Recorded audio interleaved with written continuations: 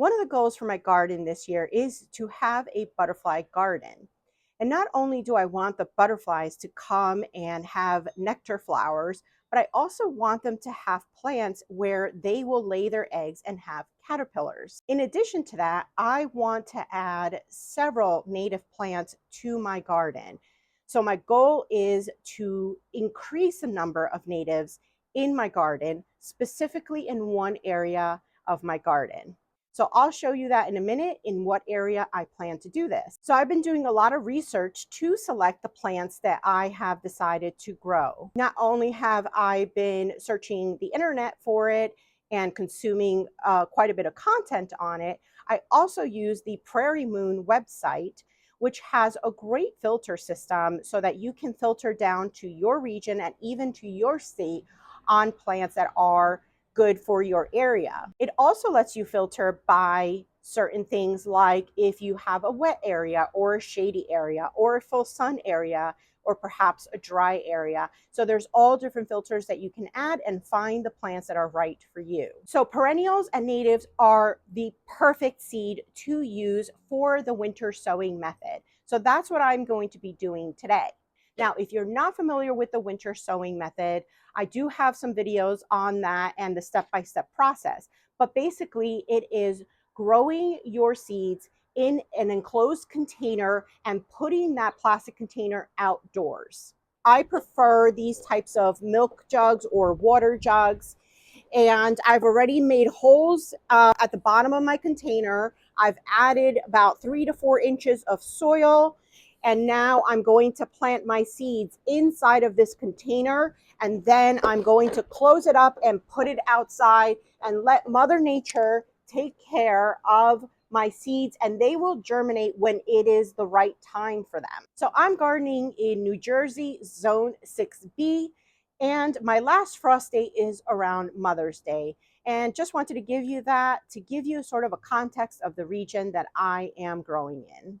So let me bring you in closer so that you can see how I winter sow all these different seeds.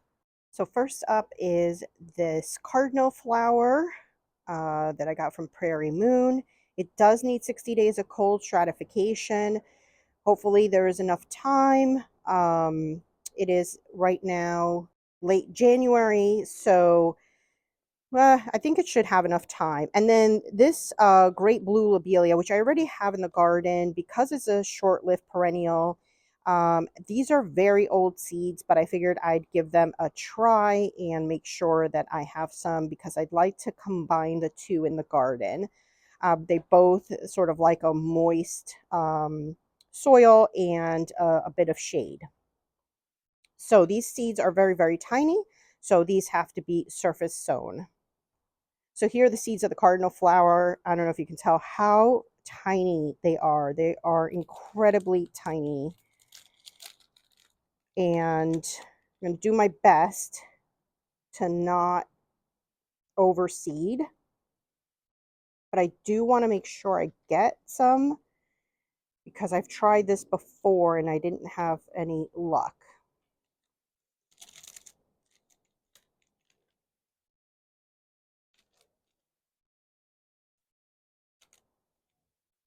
All right, so I have some seeds left in the packet, and I'm going to try to just sow these.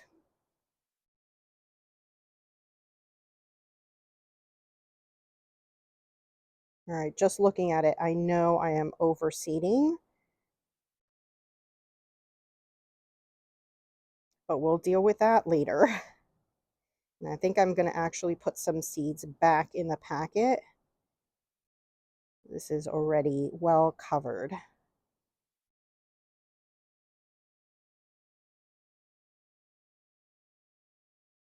Hey, that looks good. I don't even think you can probably see because they're so tiny.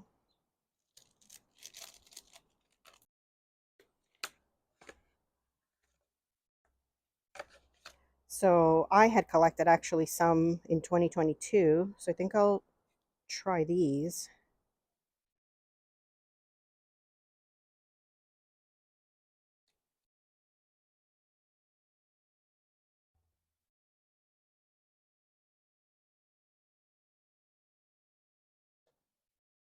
I am significantly overseeding this because these are old seeds.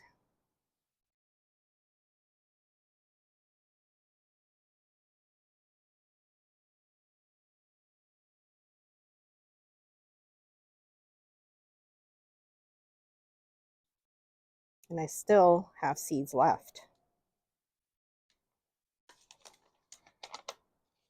Plus, I have the seeds that I originally purchased, and I actually have several plants from this original one.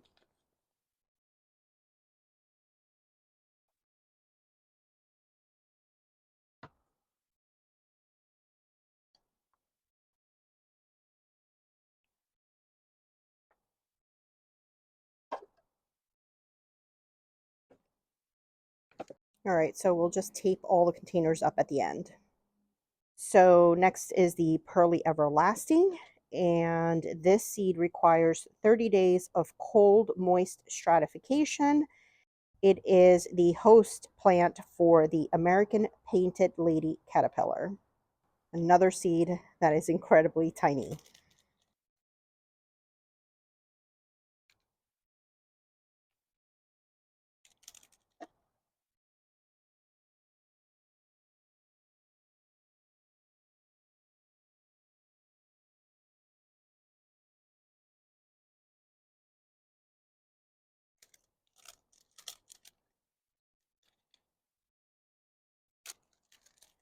Next is this Sundial Lupin.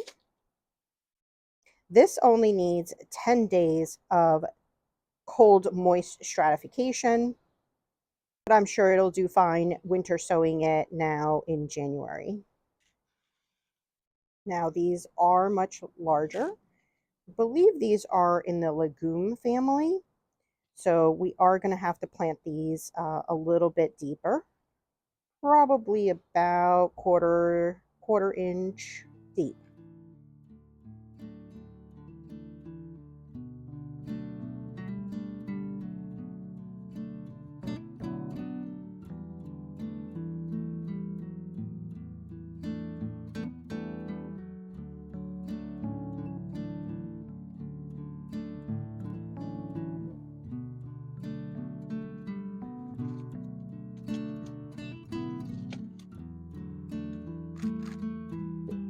So I'm going to add just a little bit of soil to cover them up.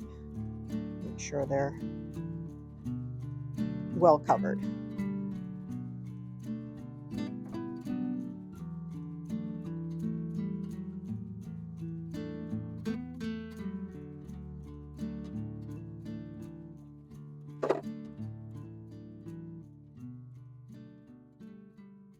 Okay, next is the Blazing Star, and this one is native in my region.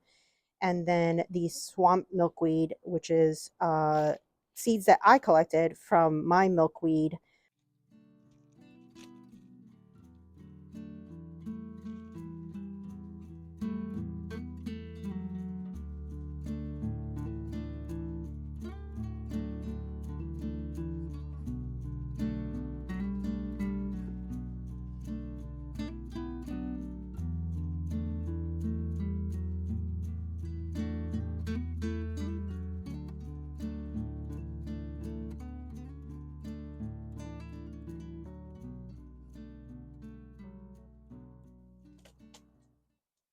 So next is Liatris, and this one needs a 60-day cold germination period. The swamp milkweed technically only needs 30 of cold moist stratification, but hopefully that'll be fine. I've had other ones that require 60 days, and I've done them in very early February, and it's worked out just fine. Seeds are bigger than I anticipated. At least they're not the speckles. I think I'm going to surface sow and then add some soil on top.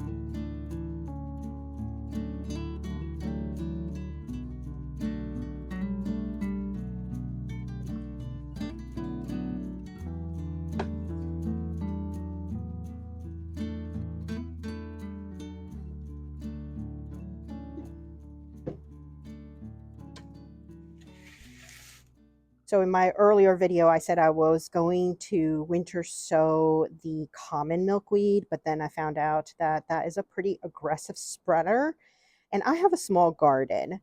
So one of the ones that was also a potential was the world milkweed. So I ended up ordering more seeds and getting this world milkweed. And I also got this one, which is a butterfly milkweed, but it's a hello yellow. So it's not the actual, I guess, native orange one, but I do prefer the yellow color. So both of these do need 30 days of cold moist stratification. And this one says a quarter to half an inch depth. So I think usually that's about as deep for most of the milkweeds. So the seed looks almost exactly like the swamp milkweed, but smaller. Okay, I think I'm just gonna surface sow and then cover it with soil. Just makes easier than trying to make little indentations, especially since both of these are about the same depth.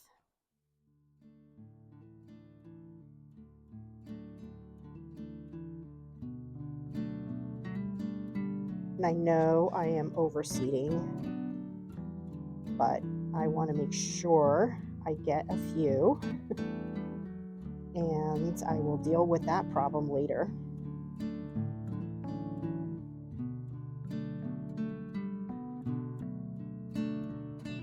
Now this one you don't get as many seeds, so I think I'm going to be a lot more careful with these because I might try to start some indoors as well,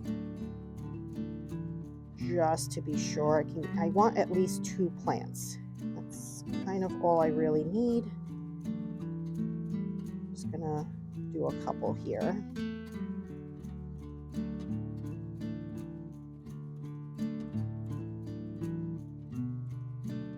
Okay, I think that's plenty out here.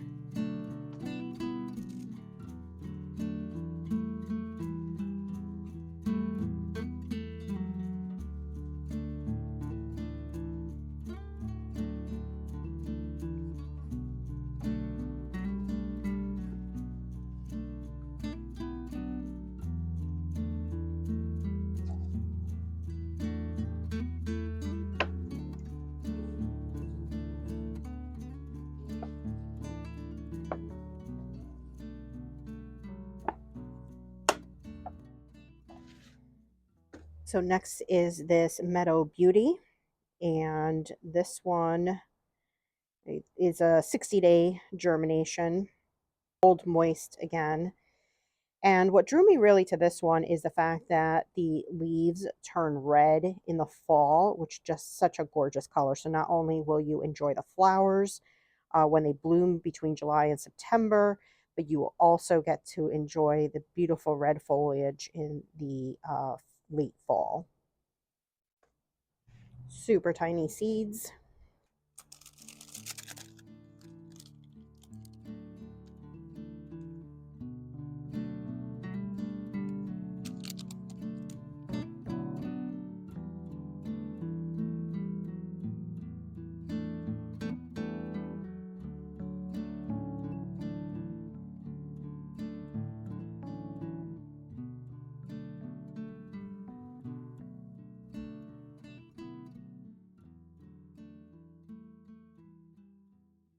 Next is this hairy beer tongue, a penstemon. I already have this in my garden, and it's winter sowed for me every single time that I've done it, and I've done it in February. So I know that it usually works. The only thing is that this was packed for 2023, so they are old.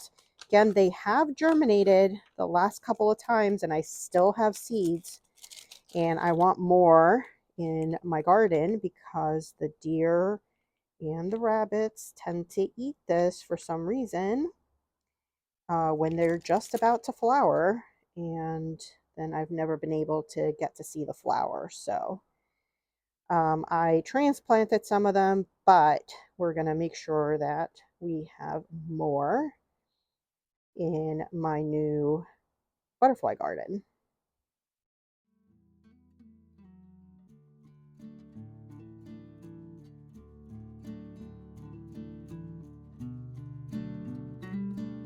And I oversowed, not this one as much, but definitely the hairy beer tongue, and yet I still have more seeds, so I think we're good.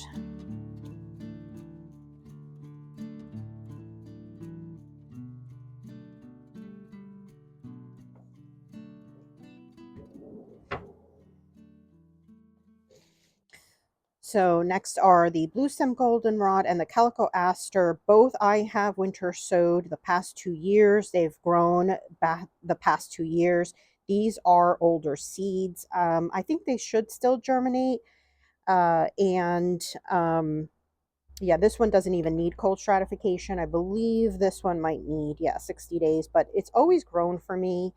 And the reason why I'm growing them is I only have like one or two of each in very individual plants. And I think I want to grow them more in a cluster because, again, I always have such deer and rabbit pressure that I've lost quite a few plants.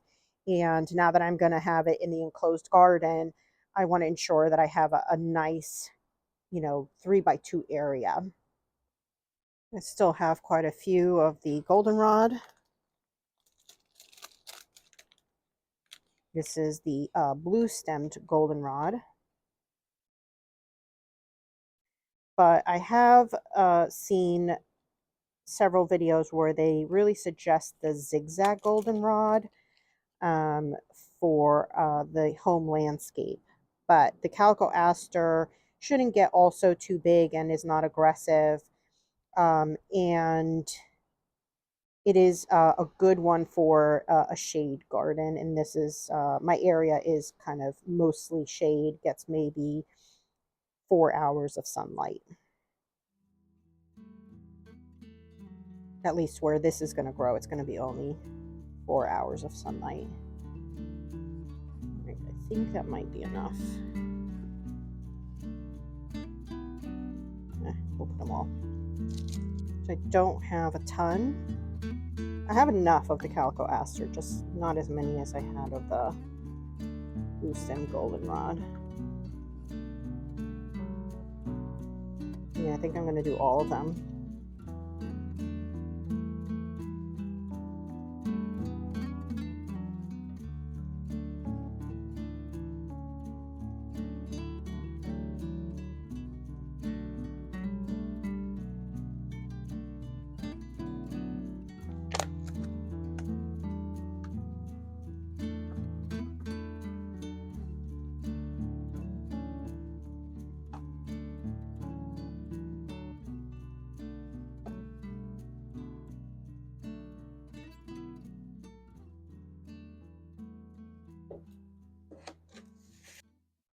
Okay, next is this clustered mountain mint.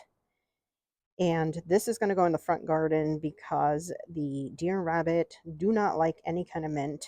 And yeah, these should do fine there. This one will be interesting because it says it should germinate upon sowing in a warm location. So it doesn't need any cold stratification. And, but I'm sure it'll be perfectly fine. It'll be one that needs to be surface sown. And there are like 3 different types of mountain mints, and this one is the clustered mountain mint.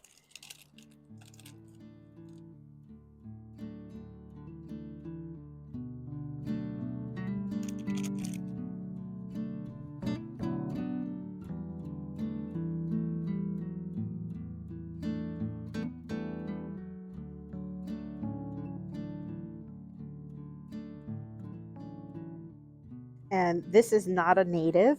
This is Mystica penstemon, and it's got a dark foliage. And the reason why I'm trying this one is because I do want to put this in the front corner garden where I do have a lot of deer and a lot of rabbits.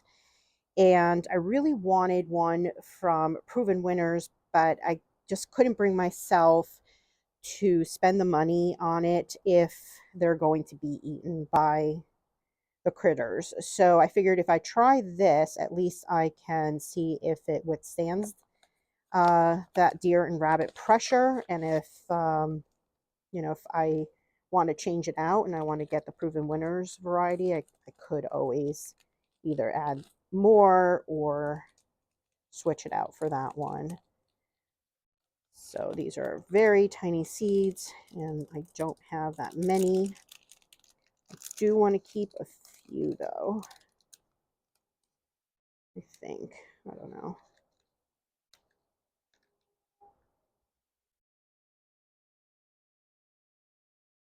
There are a few left in there.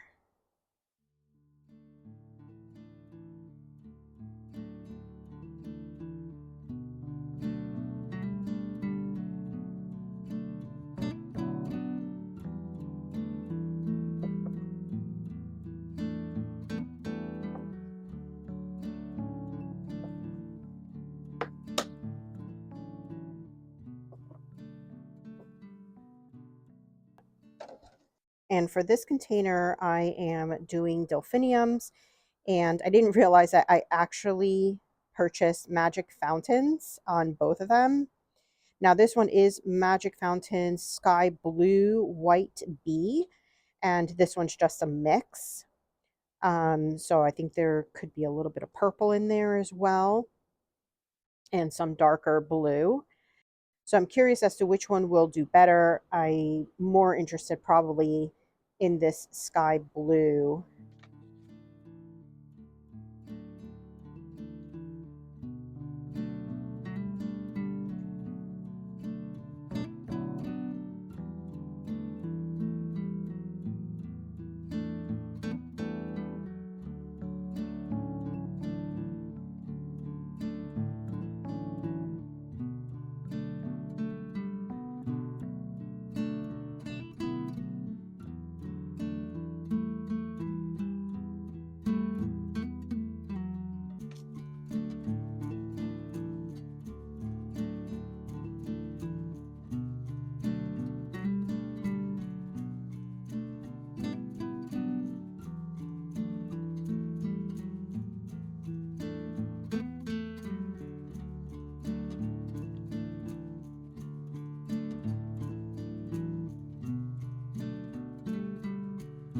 Delphinium is actually one of the very first seeds that I winter sowed, and I actually did get like 2 or 3 plants, even though I winter sowed them in this tiny little Gatorade container.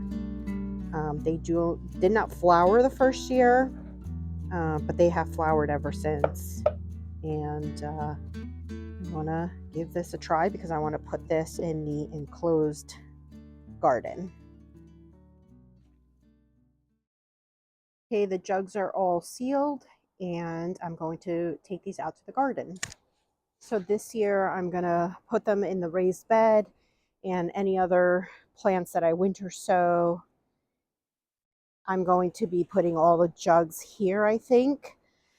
This area does get shade in the afternoon, so hopefully it'll keep them out of the sun. I could have done back there, but it's incredibly wet. So I think this area might be the best. So now let me show you the garden where I am going to be creating a butterfly and native garden. So this area here is where I grew cut flowers the last couple of years, and this year I plan on putting dahlias over here, and maybe a few other annuals over in this area. Then the native garden will be in this section here, with the exception of this little corner here, which this year will be annuals, and all the natives will be sort of under this tree here. This is a crepe myrtle, and we'll have some in this corner here all the way through to the back. I already have a few in here, like the purple coneflower and the swamp milkweed. And I do have non-natives in here as well. I will be putting in Rudbeckia, Black-Eyed Susan, some yellow and white coneflowers. And over on this side will also be perennials like the cardinal flower, the great blue lobelia, Beatrice, swamp milkweed, etc. So it'll be a combination of natives and some annual flowers. So I hope this was helpful to you and that perhaps there are some natives that you now are interested in and could plant in your garden. So thank you for spending the time with me, and I'll see you again next time. Bye.